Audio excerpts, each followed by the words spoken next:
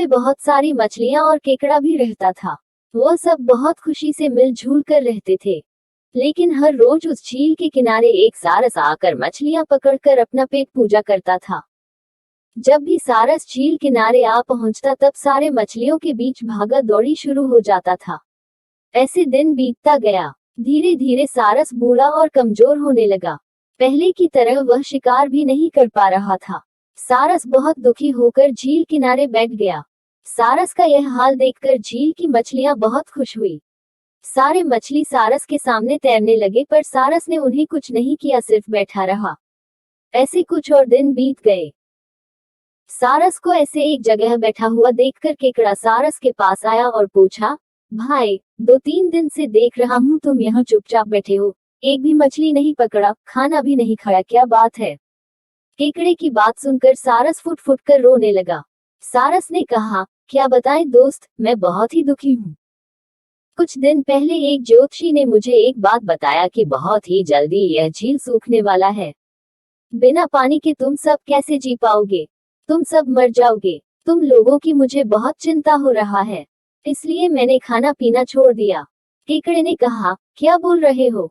यह तो बहुत गंभीर और चिंता की बात है, मुझे सबको बताना होगा। सारस की बात केकड़े ने झील की सारी मछलियों को बताया।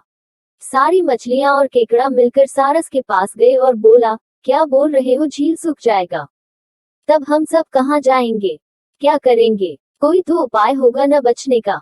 हम सब ने तुमको हमारा दुश्मन समझा, पर तुम तो हमारे दोस्त निकले। हम लोगों की चिंता के कारण तुमने खाना पीना छोड़ दिया। दोस्त, अब तुम ही कोई उपाय बताओ। सारस ने कहा, अच्छा लगा सुनकर कि तुम सब ने मुझे दोस्त माना है। एक उपाय है, कुछ ही दूर पर एक तालाब है। अगर तुम लोग चाहो तो मैं एक एक करके तुम लोगों को वहां छोड़ सकता हूँ। सारे मछली मान गए और कहा, ठीक है, ठीक है। तालाब में पहुंचाने के लिए अगले दिन से सारस एक एक मछली को अपने चोंच पर लेकर जाना शुरू किया। ऐसे कुछ दिन बाद केकड़े की बारी आई। सारस केकड़े को लेकर रवाना हुआ। कुछ दूर जाने के बाद केकड़े ने सारस को पूछा, भाई, यह तालाब और कितना दूर है? केकड़े की बात सुनकर सारस हंसने लगा और कहने लगा, तालाब? कैसा तालाब? यहाँ कोई तालाब नहीं है।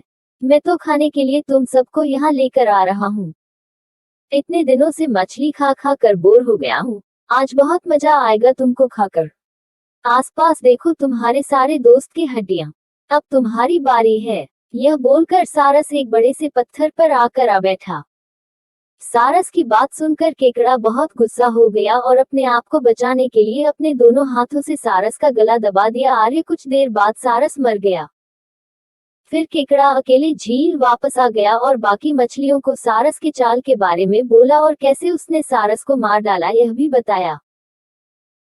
सारे मछली बहुत खुश हुए और निश्चिंत होकर रहने लगे। इस कहानी से सीख, इस कहानी से हमें यह सीख मिलती है कि हमें हर काम सोच समझकर करना चाहिए और किसी की बातों में नहीं आना चाहिए।